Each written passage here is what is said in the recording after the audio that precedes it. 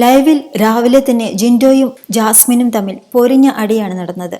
Morning activity കഴിഞ്ഞതിന് ശേഷമാണ് വഴക്കുണ്ടായത്.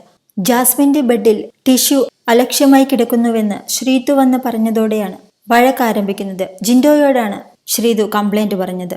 Jasmine ഇത് പലതവണ ചെയ്യുന്ന പ്രവൃത്തിയാണെന്നും ടിഷ്യൂ പേപ്പർ വേസ്റ്റ് ബിന്നിലിടാതെ വീടിനുള്ളിൽ പല ഭാഗങ്ങളിലായി ഇടുന്നത് മുൻപും ശ്രദ്ധയിൽപ്പെട്ടിട്ടുണ്ടെന്നും ജിൻഡോ പറഞ്ഞു. ഉടൻ തന്നെ അതെടുത്ത് മാറ്റാനും ആവശ്യപ്പെട്ടു. എന്നാൽ ജാസ്മിൻ അവിടെ ന്യായീകരണം നടത്തുകയാണ് ചെയ്തത്. ആ ടിഷ്യൂ താൻ ഉപയോഗിച്ചതല്ലെന്നും താൻ മേക്കപ്പ് ചെയ്യാൻ വേണ്ടി ഇരിക്കുന്ന സമയത്താണ് മോർണിംഗ് ആക്ടിവിറ്റിക്ക് വിളിച്ചത്. ആ സമയത്ത് താൻ ടിഷ്യൂ എടുത്ത് ബെഡിൽ വെച്ചാണ് വന്നത്, അല്ലാതെ മനഃപൂർവ്വം കൊണ്ടിട്ടതല്ല എന്നെല്ലാം ജാസ്മിൻ വാദിച്ചു. എന്തു തന്നെയായാലും ടിഷ്യൂ ഇപ്പോൾ തന്നെ അവിടെ നിന്നും എടുത്തു മാറ്റണമെന്നും ഫ്ലോർ ക്ലീൻ ചെയ്യാനുള്ളവർക്ക് അത് ബുദ്ധിമുട്ടുണ്ടാക്കുന്നുണ്ടെന്നും ജിൻഡോ പറഞ്ഞു. ഇതിനെ തുടർന്ന് അവർ അങ്ങോട്ടും ഇങ്ങോട്ടും ഒന്നും രണ്ടും പറഞ്ഞു വഴക്കായി. ഇത് കഴിഞ്ഞതിന് ശേഷം ഫ്ലോർ ക്ലീൻ ചെയ്യുന്ന സമയത്ത് ജാസ്മിൻ ചെരുപ്പിടാതെ അതിലൂടെ നടക്കുന്നത് അവർ കംപ്ലൈന്റ് പറഞ്ഞു. ഇതും ജിൻഡോ ചോദ്യം ചെയ്തു. ജാസ്മിൻ ബാത്റൂമിലടക്കം ചെരുപ്പിടാതെയല്ലേ പോകാറുള്ളത്? എന്നിട്ട് ആ കാലം വെച്ച് ബെഡിലും സോഫയിലും എല്ലാം കയറിയിരിക്കും.